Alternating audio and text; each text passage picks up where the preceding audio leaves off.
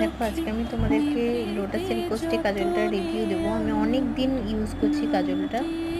এটা ভীষণ long lasting. আমার অ্যাকচুয়ালি কোনো কাজলই থাকে না, জানো তো। আমার ভীষণ ঘাম হয়, যেহেতু আমার কোনো কাজল কিন্তু স্টে করে না।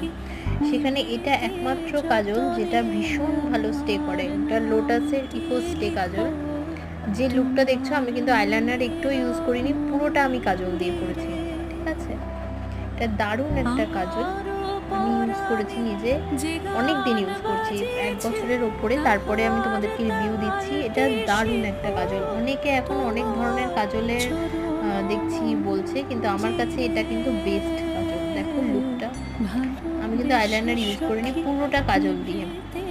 নেক্সট এটা ল্যাকমির একটা একদম ম্যাট একটা শেড, কিন্তু এটা পুরোপুরি ম্যাট হয় না।